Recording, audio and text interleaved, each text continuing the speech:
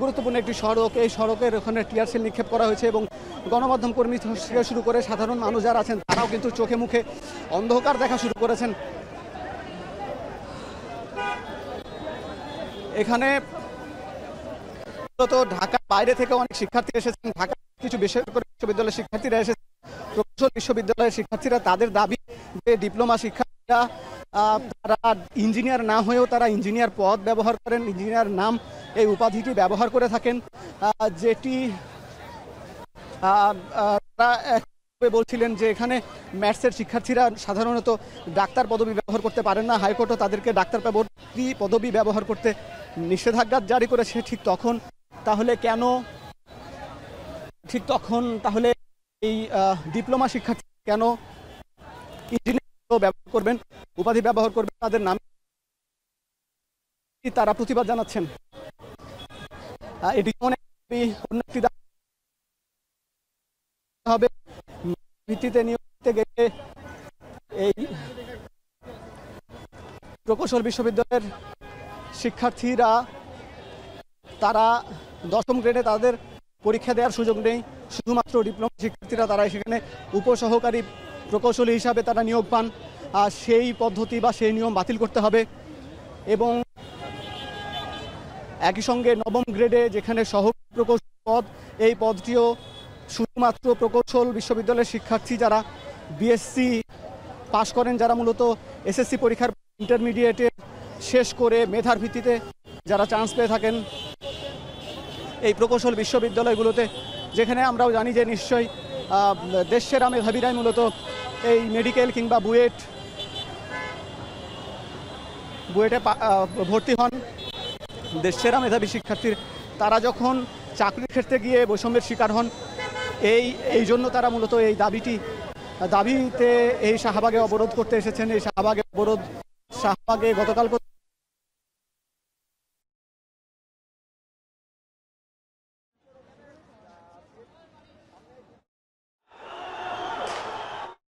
অংশ নিয়েছেন।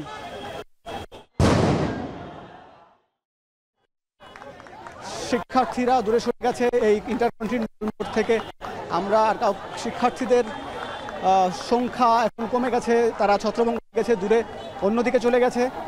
এছাড়া পুলিশকে দেখা যাচ্ছে যে তারা এই পুলিশ বক্সের সামনে, অর্থাৎ এই রূপসী বাংলা হোটেলে ঘটনা যেটি ঘটেছে, এখন শিক্ষার্থীরা বিশেষ করে যে শাহবাগ মোড়ে এসে অবস্থান নিয়েছেন এবং এখানেও আমরা যখন দেখলাম যে এখানে একটি ধাওয়া পাল্টা ধাওয়ার ঘটনা ঘটছে এবং শিক্ষার্থীরা এখানে বিক্ষিপ্তভাবে এখানে জড়ো হয়েছেন এবং তারা আসলে আবারও সংগঠিত হওয়ার চেষ্টা করছেন। যে তারা যেহেতু যমুনায় তারা গিয়েছিলেন, যমুনা অভিমুখে তাদের যে দাবি, সেই দাবি নিয়ে, এবং তখন তারা যেটি অভিযোগ করছিলেন, তারা বলছিলেন যে আকস্মিকভাবেই পুলিশের পক্ষ থেকে, অর্থাৎ আইন শৃঙ্খলা বাহিনীর পক্ষ থেকে তাদেরকে টিয়ার সেল নিক্ষেপ করা হয়, সাউন্ড গ্রেনেড নিক্ষেপ করা হয়, যার ফলে আসলে তারা বিচ্ছিন্ন হয়ে যায় এবং তারা বিক্ষিপ্তভাবে ধাওয়া পাল্টা ধাওয়ার একটি ঘটনা ঘটে।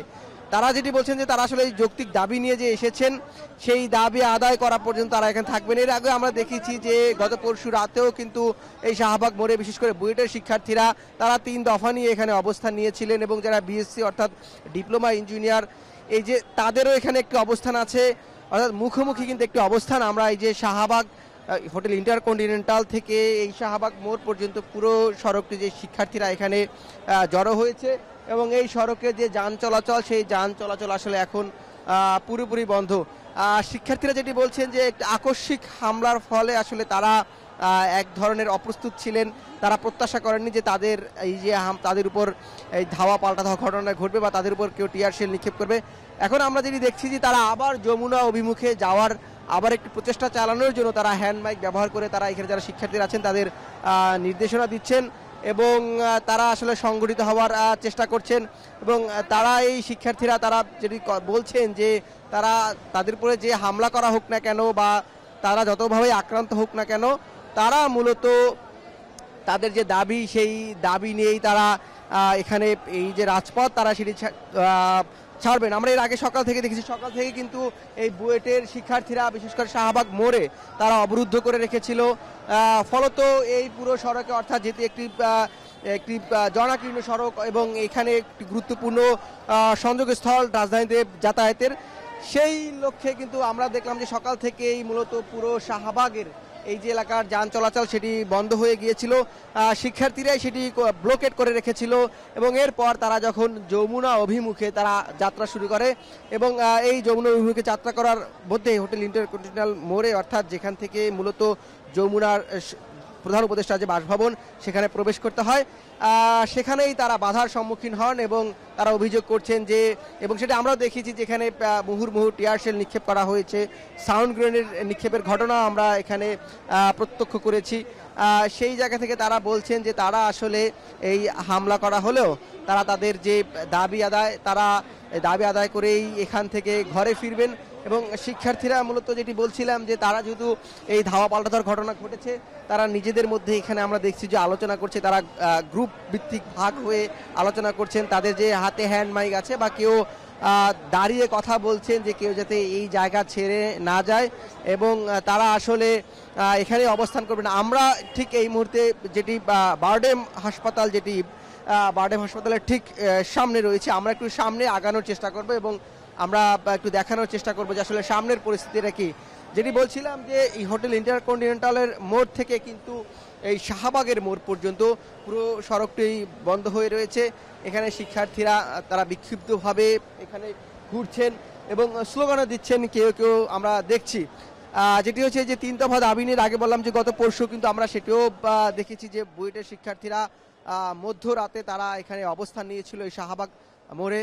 এরপর তারা কিন্তু এই যে একটি মার্চ কর্মসূচির ঘোষণা দেয়, সেই ঘোষণা দেওয়ার পরে তারা আজকে সকাল থেকেই এখানে অবস্থান নেয় এবং এখানে শিক্ষার্থীরা অভিযোগ করছেন যে একটি মুখোমুখি, অর্থাৎ বিএসসি বুয়েটের এবং ডিপ্লোমা, এই বিএসসি এবং ডিপ্লোমা এই যে দুই শিক্ষার্থী তাদের মধ্যে একটি মুখোমুখি সংঘর্ষ এবং এখানে তারা বলছেন যে তারা আসলে এটি প্রত্যাশা করছেন না বা তারাও একটি সুষ্ঠু সমাধান চান। এর আগে আমরা দেখি তারা আলটিমেটাম দিচ্ছিলেন এবং যেটি বলছিলাম এই যে হ্যান্ড মাইক থেকে বলা হচ্ছিল যে সবাইকে সামনে আসার জন্য বলা হচ্ছে বা তারা সেটি আবারও সংগঠিত হওয়ার চেষ্টা করছেন। তারা বলছেন যে তারা আসলে তাদের যে লক্ষ্য, তাদের দাবি আদায় এবং তারা যমুনা অভিমুখে তারা আবার যাত্রা করবেন, সেই লক্ষ্যেই কিন্তু তারা এখানে জড়ো হচ্ছেন এবং আমরা দেখছি যে তারা আবার এক ধরনের প্রস্তুতি নিচ্ছেন। এর আগে যেটি বলছিলাম যে এখানে এই যে মুখোমুখি শিক্ষার্থীদের তাদের সাথে যেটি কথা বলেছে, আমরা বিশেষ করে আমরা বুয়েটের 2 জন শিক্ষার্থীর সাথে কথা বলেছি, তারা যেটি বলছেন তারা আসলে এই যে উদ্ভূত পরিস্থিতি তৈরি হয়েছে বা একটি মুখোমুখি অবস্থান সেটি তারা আসলে চান না, তারা একটি সুষ্ঠু সমাধান চান। এর আগেও কিন্তু আমরা দেখেছি যে গত পরশু রাতে যখন তারা এখানে অবস্থান নিয়েছিল, সেদিনও শাহবাগ মোড়ে মধ্যরাতে অবস্থান নেওয়ার পর হোটেল ইন্টারকন্টিনেন্টালের সামনে তার অবস্থান নেয় এবং ভোর রাতে যখন সরকারের পক্ষ থেকে, অর্থাৎ অন্তর্বর্তী সরকারের পক্ষ থেকে তাদের একটি আশ্বাস দেওয়া হয় তাদের যে সমাধান, এই যে সেইটি সমাধান করার লক্ষ্যে কাজ করবে, তখন তারা সেটি আসলে প্রত্যাহার করে নেয়। কিন্তু তারা বলছেন যে তারা 2 দিন পার হলেও তারা সেটির কোনো আসলে উন্নয়ন বা তার অগ্রগতি তারা দেখছেন না, যার ফলে তারা আবার এই সড়কে অর্থাৎ রাজপথে নামতে বাধ্য হচ্ছে। আমরা আবার দেখছি যে আরেকটি ধাওয়ার ঘটনা ঘটছে, আমরা একটু দেখব যে আবার একটি ধাওয়ার ঘটনা কিন্তু আমরা দেখতে পাচ্ছি যে শিক্ষার্থীরা এখানে আবার ধাওয়া দিয়েছেন। শিক্ষার্থীরা কিন্তু একটি এখানে আতঙ্ক এক ধরনের বিরাজ করছে। এই যে আমরা যেই মাত্রই এখন দেখলাম যে আসলে শিক্ষার্থীরা একটু ধাওয়ার মতো তারা